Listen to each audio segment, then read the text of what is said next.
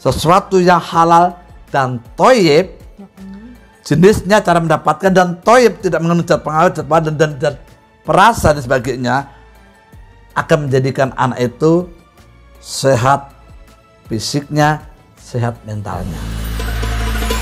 Saatnya Tazkiyah Kolbu bersama Majelis Asyikro. Assalamualaikum warahmatullahi wabarakatuh. Hai MC Fran, apa kabar Anda? Semoga di hari yang baru, di tahun yang baru bisa menjadi yang lebih baik lagi ya. Sore hari ini Kice Bakti kembali menemani MC Fran tentunya di program Tazkiyah Kolbu bersama Ustadz Abi Huda. Assalamualaikum Ustadz. Waalaikumsalam warahmatullahi wabarakatuh. Apa kabar Ustadz? Alhamdulillah, ala kulli hal. Semua berkat rahmat Allah terjaga dalam ketaatan. Betul. Nah, sore hari ini kita akan membahas mengenai 5 tahap menuju keluarga Samara. Silakan Ustadz. Sahabatku mungkin tidak asing lagi ya. Tidak asing lagi. Ini terusan beberapa materi yang lalu. Untuk mendapatkan keluarga yang samara, sakinah, mawaddah, warahmah, ada tahapannya. Tidak ujuk-ujuk. Tidak tiba-tiba, ada prosesnya. Apa itu perlu dalam proses. Makan pepaya pun ada proses kan. Ada nanam, sampai matang, ada ngepasnya, ada macam-macam baru makannya. Apalagi ini menikah, rumah tangga. Nah, ada 5 tahapan, 5 proses untuk mendapatkan rumah tangga sakinah. Kadang-kadang kan gini, ingin ini Mbak Genja, ingin rumah tangganya itu sakinah, mawaddah, warahmah. Tapi prosesnya tidak dilalui. Jadi cara itu penting. Oh, ada caranya. Prosesnya penting sekali. Nah, sahabatku, ada 5 proses tahapan untuk mendapatkan rumah tangga yang sakinah, mawaddah, warahmah. Tahap pertama yaitu proses memilih pasangan itu islami atau tidak. Nih. Yang kedua, proses kitbahnya, melamarnya islami atau tidak. Yang berapa lagi? Yang ketiga, proses nikahnya islami atau tidak. Yang berapa lagi sekarang? Yang keempat. Keempat. Nah, biar nggak bengong. Proses resepsi pestanya itu islami atau tidak. Nih. Yang terakhir, yang kelima, proses menata hidup rumah tangganya sejak nikah sampai proses kematian islami atau tidak. Ini nih. Jadi ada 5 tahapan.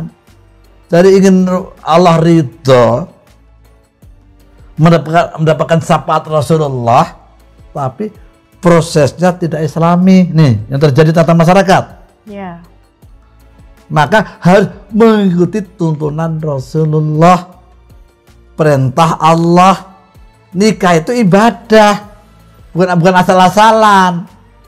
Asal sah ya Pak. Secara fikih gampang. Ada calon suami istri, punya orang tua yang beda, orang tuanya masing-masing jelas, nasabnya, kemudian dinikahkan dengan walinya, ada saksinya di situ. Kemudian ada mas kawin dan sebagainya, udah ijab kabulnya jelas, udah sah. Tapi di balik nikah itu ada apa? Tanggung jawab dunia akhirat, sahabatku. Dengan itu, buat semuanya yang sudah menikah, yang belum menikah, yang akan menikah, atau yang akan menikahkan anaknya, tahapan-tahapan harus dilalui. Pertama adalah proses mencari, memilih pasangan. Beberapa waktu yang lalu dibahas kemarin. Dengan metode 4T. Oh, ulang lagi nih. Ya, takwa, tajir, tampan, turunan. Atau lidiniha, diutamakan Rasulullah. Nasabiha, lima liha. Kemudian Dia limaliha, lijamaliha, nasabiha, lidiniha. Dinnya utama. Itu kemarin pacaran atau ta'aruf. Itu proses di situ. Jangan sampai nanti mau nikah dengan siapa tapi pacaran. Orang tua menanggung dosa anaknya kalau anaknya itu didiamkan pacaran. Nih, itu bahaya. Berita informasi Mbak Kince, kemarin Abi itu nonton video anak SD di daerah Cengkareng, di video ini pacaran sudah 1 tahun. Waduh, anak SD? SD kelas 4 ada ini. Kenapa kamu suka? Dia cantik. Kamu suka? Dia baik, belikan tas. Uang dari mana? Dari ayahnya. Manggilannya apa? Abi, Umi. Daripada dibilangin pelakor, lebih baik kan bebas kita itu loh, luar biasa. Itu anak SD, bayangin. Nih, jadi orang tuanya harus memantau. Prosesnya jelas, dengan ta'aruf bukan pacaran. Nih, itu sekongkol dalam kemaksiatan, sekongkol dalam neraka. Makanya Allah ingatkan, ya ayyuhalladzina amanu qu anfusakum wa ahlikum naro. Prosesnya jelas. Jadi memilahnya mencari dengan cara ta'aruf. Kalau jadi, alhamdulillah, jadi pun tidak ada masalah. Yang kedua, kalau sudah jadi proses ta'aruf tadi, baru menikahnya Islami. Ini loh. Iya, Ustaz. Maaf, menikah maaf. Kibahnya, oh gitu loh. Kibahnya Islami. Prosesnya benar, memilih pasangan tadi sudah benar, ta'aruf tadi. Setelah itu hasil dari ta'aruf, kemudian istikharah, kesepakatan dua pihak keluarga, baru diutus bentuk melamar. Nah, ini kitbah ya. Meminta kepada keluarganya akan dijadikan calon istri. Nih, kibahnya jadi Islami. Datang menyampaikan sesuatu maksud, harapan, hubungan dengan proses ta'aruf sudah dilalui, maka hari ini kami menyatakan dengan kesungguhan dan atas nama dengan ridho Allah mengkitbah melamar putri bapak untuk anak kami dijadikan calon istri. Nah gitu. Iya. Kemudian saya setuju, lah baru kita nanti berdoa di situ. Jangan sampai itu mengedepankan adat bersendikan syarat dengan kitabullah. Nih, lamar-lamaran ini macam-macam melamar itu. Yang dalam kehidupan sehari-hari itu macam-macam. Suku ini begini, suku ini begini. Tapi Islam itu mudah. Yang sudah khitbah dilakukan baru khitbahnya, melamarnya. Nah, kalau kita pernah lihat nggak dengar di masyarakat proses lamaran? Iya sih Ustaz. Terus gimana tanggapan Indah? Ya bermacam-macam ya Ustadz kalau ngomongin tentang lamaran ya, ada yang sesuai agama, ada yang ya biasa aja kayak gitu. Contohnya apa contohnya coba? Ya kalau misalnya prosesi lamaran kan itu ada ya saling ketemu dengan orang tua, saling mengenal, terus juga membicarakan untuk pernikahannya nanti mau maharnya seperti apa, seperti itu kan Ustadz. Ya begini sahabatku, proses khitbah itu adalah menjelaskan kesiapan untuk menjadikan anak yang dilamar itu jadikan istri anaknya. Kemudian sekaligus juga menentukan, boleh juga menentukan kapan nikahnya. Ikan cepat ikan gabus. Makin cepat makin bagus. Jangan bertele-tele, jangan fitnah nanti bahaya. Ya, betul. Orang sekarang gini, baru lah udah lama kan jadi istrinya, boleh nonton bareng, makan bakso bareng, itu haram, nggak boleh, kecuali tidak berdampingan, ada pihak ketiga mahramnya boleh, tapi kan boncengan motor sarpi nggak boleh. Kemudian pada waktu tentukan harinya baru siap. Kalau barang-barang bawaan, kue itu boleh saja, nggak apa-apa, namanya itu hadiah. Dalam tali silaturahim itu boleh bawaan, Nabi mengajarkannya boleh hadiah, mungkin kue-kue bawaan, nah itu boleh aja. Asal jangan memberatkan. Ya, mas kawin itu yang ini perlu diingat sahabatku, mas kawin ya, namanya mas kawin. Ya, itu kalau bisa mas, sebut apapun. Jadi sebaik-baik mas kawin adalah yang menyenangkan untuk calon istrinya. Mungkin sekilo boleh, Aduh. Setengah kilo boleh. Sesuatu menyenangkan. Iya. Sebaik-baik untuk seorang istri adalah yang meringankan mas kawin untuk calon suaminya. Udah tahu suaminya gajinya 3.500.000, minta mas kawinnya emas setengah kilo, ya nggak pantas. Ya sekedarnya. Dan usahakan tolong kalau mas kawin itu nggak usah itu Al-Quran. Al-Quran itu adalah kitab suci. Itu udah harus dimiliki, bukan mas kawin. Nggak pernah bisa baca Quran, nggak paham Quran, mas kawinnya Quran. Itu kemudian disimpan, kemudian dibaca, jangan. Sesuatu benda yang untuk istrinya, gitu. Barang, gitu. Yang baiknya begitu. Perangkat sholat, ini nggak pernah sholat.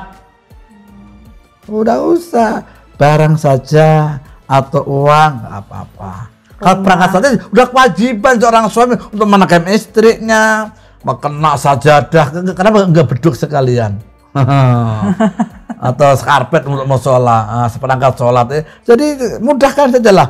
Mungkin sekedar emas atau uang sekian ribu, sekian juta atau dolar atau rumah ya Ustaz. Boleh aja, asal mampu gitu. Yang penting mau saya memberatkan. Suka sama suka.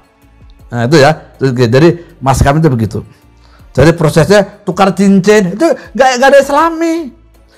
Laki-laki dilarang pakai emas itu, haram hukumnya, dilarang. Rasulullah dibuang sampai itu. Ingat, jadi mas kawin itu nanti berupa itu tapi untuk wanita. Untuk wanitanya itu pada waktu lamaran nggak usah pakai ini. Kalau mengasih hadiah saja. Sebelum itu kalau belum menikah belum mas kawin pada waktu menikah. Si laki pakai ini, dia pakai pakaian, belum boleh pakai pakaian itu, saling pegang-pegangan itu nggak boleh. Di sini Diana, ini Fauzan, wah nggak boleh. Nah, begitu tiba-tiba setelah lamaran nggak jadi, meminta malu. Jadi sekali lagi rasakan dengan baik, dengan cara yang baik, mudahkanlah, jangan dipersulit. Kadang-kadang gini, ada yang ngelamar, kamu berapa bayar anak saya? Pestanya di gedung ini 500 juta. Ada itu juga ada. Oh gitu ya. Mau anak saya sekolahkan sekian, ini sudah berapa miliar habisnya. Tiba-tiba kamu mau menikmati anak saya. Berani berapa? Nah, itu sekali lagi tolong orang tua jangan menjual anak dengan harga murah. Atau laki-laki yang taat jangan ditolak.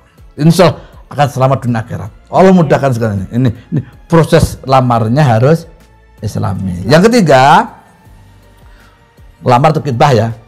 Dari antara lamar, khitbah itu nggak terlalu lama nikahnya lah. Nikahnya harus Islami nikahnya. Nikahnya harus Islami. Pakaiannya, tamu-tamunya disiapkan masalah nikah itu. Disiapkan calon istrinya, calon suaminya, mas kawinnya, walinya, saksinya harus jelas di situ. Betul, Ustaz. Laki-laki dipisah. Jadi gabung, nggak Islami lagi. Nikah di masjid, pakai baju transparan, nggak boleh. Tamu yang ada pun harus jelas juga, nggak boleh sembarangan. Di masjid boleh, di rumah boleh, nggak ada masalah. Yang terpenting secara syariat. Jadi laki perempuan disandingkan nggak boleh, belum sah. Perempuannya di luar, di dalam. Begitu sudah ijab kabul, saya terima nikahnya dan kayak baru istri dipanggil untuk penandatanganan. Ada juga yang nggak usah, ini ada yang datang kawaknya ke dalam, masalah. Kali itu ada aurat nanti. Kalau pakai nggak kurang bagus, dilihat yang lain nanti bikin nafsu yang lain juga. Karena juga tamu-tamu itu melihat pengantin perempuan. Itu ditutupin taplak meja, itu belum boleh. Biasa-biasa aja. Hadir laki-laki, kalau udah nikah baru boleh. Gitu. Itu kadang-kadang itu dosa juga, perias itu nggak tahu syariat. Perias tolong, perias itu jangan sekedar cari uang, tapi tunjukkan cara yang baik dari nikahnya itu. Laki, perempuan, ini saksi, ini wali, jelaskan, mas kawinnya jelas, dan mas kawinnya harus ada di situ. Jangan sampai disebutkan saya terima nikahnya, kawinnya si pulan ini dengan mas kawin seperangkat perhiasan emas sebesar sekali, emasnya nggak ada di rumah, nggak boleh. Saksi lihat mana emasnya. Mudahkan, jangan dipersulit. insya Allah Allah akan mudahkan semuanya. Insya Allah berkah. Kemudian yang datang pun juga untuk begitu saat terima nikah ini tepuk tangan, nggak boleh. MC mendekan.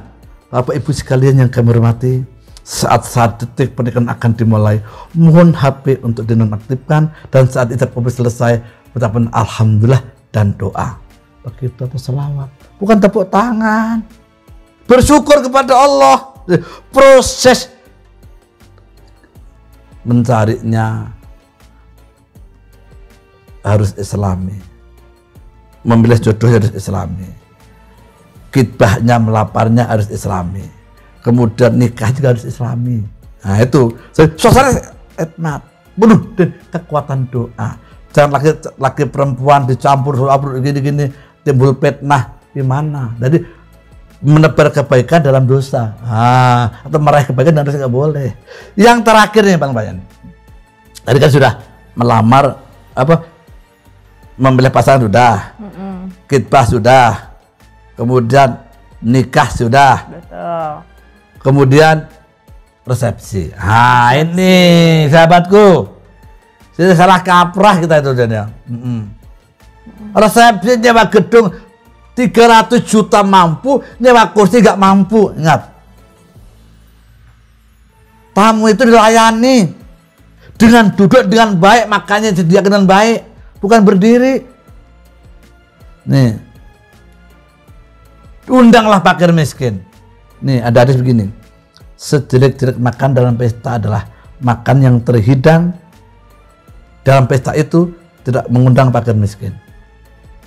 Sejajar makan, sejelek-jelek makanan, maka undanglah fakir miskin dan orang-orang yang sudah biasa makan enak.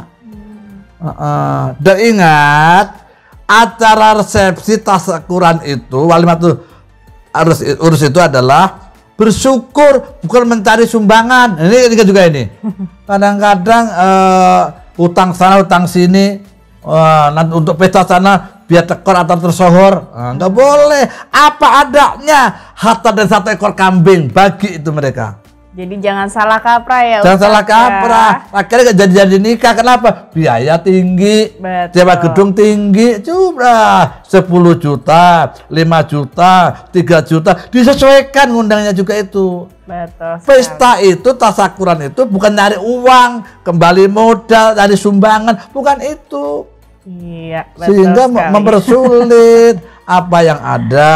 Islam itu mengatakan dengan cara yang baik, makan dengan duduk, dengan doa, MC dengan Islami, di undangan disebarkan ini karena sesuatu kami mengharapkan doanya agar anak kami jadi anak yang taat, keluarga sakinah mawaddah warahmah. Mohon doa yang dengan keikhlasan dan mohon pakaian yang dalam pesta untuk menyesuaikan pakaian yang Islami, pakaian yang menutup aurat, kan nggak apa-apa, menyesuaikan begitu. Itu berpengaruh. Ini mau minta doa, sementara ada pakai baju bupati, tinggi, repot. Doanya nggak khusyuk juga gimana? Iya, kemudian pada waktu acara salam-salaman yang diutamakan para pejabat, salah ya. Pakir miskin kan misal contoh begini. Hadirin yang kami hormati, tiba saatnya ucapan pemberian doa kepada kedua pengantin agar bahagia dunia dan akhirat. Keluarga sakinah mawaddah warahmah maka akan diawali oleh para kekasih Rasulullah, yaitu para du'afa dan para yatama. Diiringi dengan sholawat indah. Wah, luar biasa sekali ya. Dan pastinya MC Fran masih banyak pembahasan yang bakal kita bahas, tapi jangan kemana-mana, stay tune terus di MC Podcast.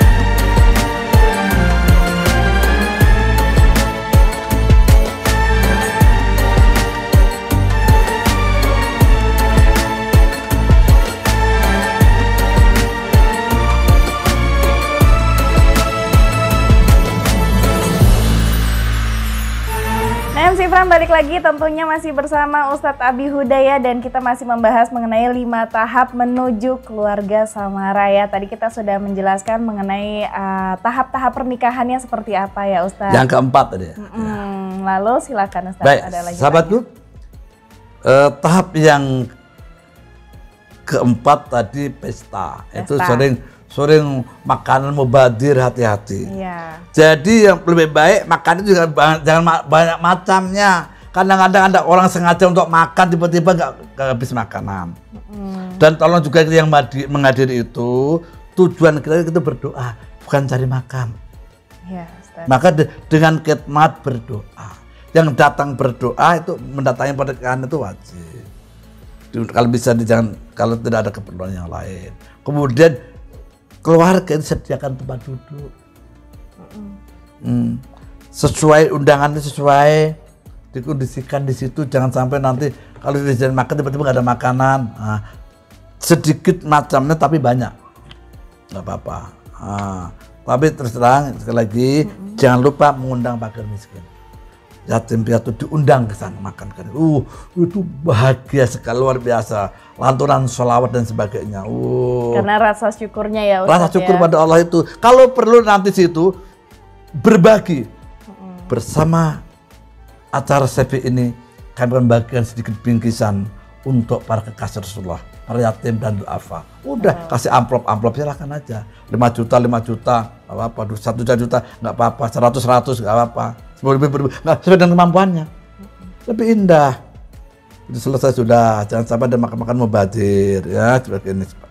Tuh, itu yang terakhir sahabatku adalah dalam proses membina sebuah rumah tangga. Orang kalau sudah selesai resepsi kan nanti hitung-hitungan nanti. Wah, bahaya sekali itu. Hitung-hitungan rebutan masalah ampo. Wah, besan ini.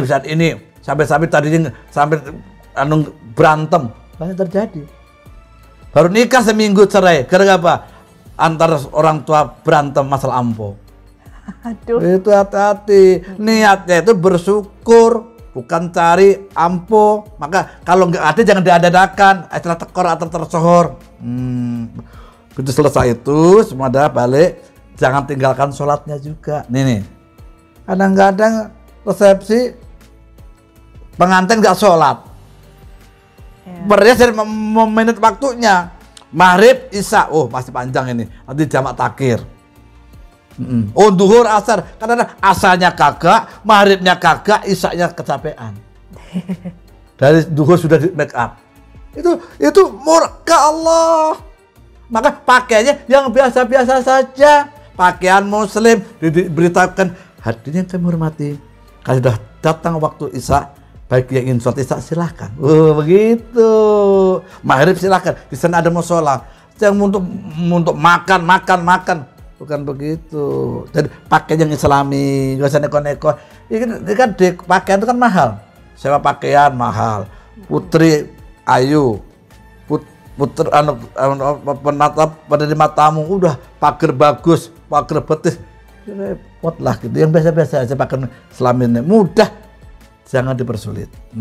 Tuh kemudian hiburannya, ini pernah juga nih dalam pesta itu hiburan. Kadang-kadang ada gambus, tapi penyanyinya teteknya kelihatan, maaf, pantatnya kelihatan, nungging, bajunya ketat, nyanyi. Itu gimana? Saweran, nggak Islami lagi. Allah tabut keberkahan itu. Maka pantas rumah tangganya nggak lama. Nikahnya mahal sampai melihatan, rumah tangganya nggak sebentar. Kenapa? Ya Allah cabut keberkahannya. Ini perlu kita sampaikan. Hiburan boleh, hiburan yang Islami, yang membuat semangat untuk hidup berumah tangga dengan penuh kesabaran, dengan penuh keikhlasan, dengan doa. Begitu. Itu hal-hal sepele, tapi itu menentukan nanti itu dangdutan, ngundang sampai malam, kapan sholatnya gitu. Boleh hiburan itu, silahkan saja, tapi jangan sampai merusak nilai-nilai akidah. Ya Ustadz ya. Oke. Kemudian yang kelima adalah bagaimana menata hidup berumah tangga. Nah, itu ya di situ letaknya. Setelah nikah semua beres semuanya, udah ada masalah semua beres, baru hidup berumah tangga, baru jangan lama-lama tinggal bersama keluarga. Ini penting. Kadang-kadang tinggal tempat orang tuanya, mertuanya, tuh kemudian ada sesuatu kurang nyaman, gak enak. Makanya begitu sudah nikah siapkan tinggal sendiri, hatta satu kamar kontrakan. Kadang-kadang ini paling seminggu, ya nggak apa-apa. Sebisa penyesuaian, setelah itu baru kontrak. Jadi kalau tinggal bersama keluarga itu resiko ada pihak ketiga itu berbahaya. Jadi apapun kekurangan suami, kekurangan itu jangan sampai diketahui oleh orang tua atau mertua. Takutnya ikut campur. Ikut campur tangan. Di situ diperlukan guru.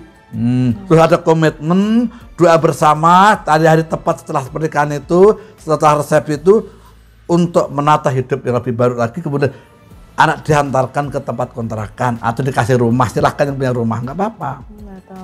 Hidup mandiri, nah gitu. Jangan sampai nanti setelah ada ini dan sebagainya itu. Terus baru itu menata konsep-konsep awal. Maka itu pada waktu malam-malam pertama dan sebagainya, jangan lupa suami yang baik, istri yang baik akan mengingatkan, Kak, subuh ke masjid dong. Nah, jangan sampai subuh nggak pernah ke masjid, malam pengantin baru, jangan. Subuh keberkahan di situ, diuji di situ. Mengawali rumah tangga dengan tahajud bersama, hubungan bersama, berjamaah ke masjid yang laki-laki. Kalau yang perempuan ikut silakan aja, sunahnya di rumah. Itu bukti bahwa laki-laki yang tanggung jawab. Baru mulai, baru menata, bekerja sesuai dengan skill yang ada. Ini yang perlu diketahui dalam rumah tangga tadi. Teman-teman harus banyak hal yang lakukan, banyak belajar, mendatangin acara-acara talkshow masalah keluarga, masalah seminar masalah keluarga, membaca buku-buku, banyak datang silaturahim ke guru-guru, ke orang tua, minta doa, minta petunjuknya, jangan segan-segan, itulah. Insya Allah akan mudahkan. Dengan sholat malamnya kita jaga, baca Qur'annya kita jaga, sedekahnya kita jaga. Insya Allah pasca nikah akan mengundang keberkahan. Bukan masalah, tergantung proses awalnya. Kontrak, kos dan sebagainya terserah saja, berdua sendiri. Yang penting tinggal berdua. Tinggal berdua. Seminggu, datangnya udah seminggu, kangen ke orang tua, 3 hari ke orang tua, kayak lagi sehari kemudian ke mertua, nggak apa-apa.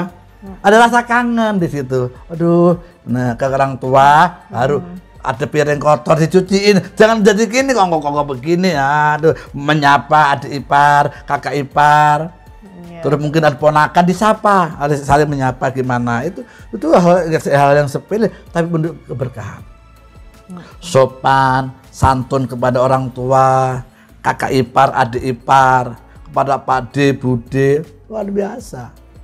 Itu menjadikan energi kekuatan akhlak tadi, luar biasa. Jadi menata rumah tangga, punya program-program, catatan harian, mingguan, bulanan, situ. Nah, nanti lakukan bersama. Oh, minggu ini sowan ini, masa ini, minggu ini kesini, ini mau jalan-jalan, ada di situ prosesnya. Ini ada taklim, sowan guru, banyak. Jadi pasca resepsi itu banyak PR. Tapi ingat, ada program yang jelas dan perlu juga dijaga sekali lagi pola makan yang sehat. Pal yanduril insanu ila tu'ami, maka hendaknya manusia memperhatikan apa yang dimakannya. Sperma bakal calon bayi yang menumbuhkan semangat tadi kan ingin punya anak. Sesuatu yang halal dan toyib, jenisnya, cara mendapatkan, dan toyib tidak mengandung zat pengawet, zat padan dan zat perasa dan sebagainya, akan menjadikan anak itu sehat fisiknya, sehat mentalnya. Jadi kecerdasan spiritual, kecerdasan emosional tergantung bagaimana sumber makanan yang dimakan bersama suami atau istri. Lagi jaga makanan yang penuh protein dan gizi, tidak harus mahal. Iya betul, Ustaz. Istirahat yang cukup, suasana hati yang tenang, maka Allah akan mempercepat keturunan itu dan Allah akan mudahkan segala urusannya. Perlu suami yang sehat, istri yang sehat, dijaga pola makannya. Jangan sampai makan sambal berlebihan, saus berlebihan, makan berlebihan. pengantin baru sakit, ingat, jaga kesehatan dengan pola makan yang cukup, istirahat yang cukup, dan ibadah yang cukup. Serta bersedekah, karena sedekah itu menjadi obat terhadap segala penyakit dan mengundang pintu-pintu rezeki. Baik. Amin. Jadi kesimpulannya nih Ustadz. Baik sahabatku sekalian, kesimpulannya bahwa nikah itu akan melahirkan rumah tangga yang samara, sakinah, mawaddah warahmah apabila dilalui 5 tahap proses: memilih pasangan, khitbah, menikah, resepsi pestanya, hidup rumah tangganya harus dibingkai dengan syariat Islam, Al-Quran, dan sunnah Rasul. Betul. Menjadi hubungan hablum minallah dan hablum minan nas. Insya Allah sekelumit ini akan membawa manfaat buat kita semuanya. Amin. Ingin lebih jelas bisa mengundang kami Abi Huda nanti via MC Brand atau Musik City. Insya Allah, mohon maaf lahir batin. Semoga Allah berikan petunjuk kepada keluarga kita, sahabat kita, dimanapun berada, khususnya MC Brand. Sukses dunia akhirat. Assalamualaikum warahmatullahi wabarakatuh. Waalaikumsalam warahmatullahi wabarakatuh. Wah, menarik sekali ya MC Ifran, pembahasan kita mengenai 5 tahap menuju keluarga yang samara. Dan semoga apa yang sudah disampaikan Ustadz Abi Huda bisa menjadi pelajaran untuk kita semua. Dan akhir kata Kicah Bakti pamit. Wassalamualaikum warahmatullahi wabarakatuh. Waalaikumsalam warahmatullahi wabarakatuh. Demikian Tazkiyah Kolbu bersama Majelis Azikro.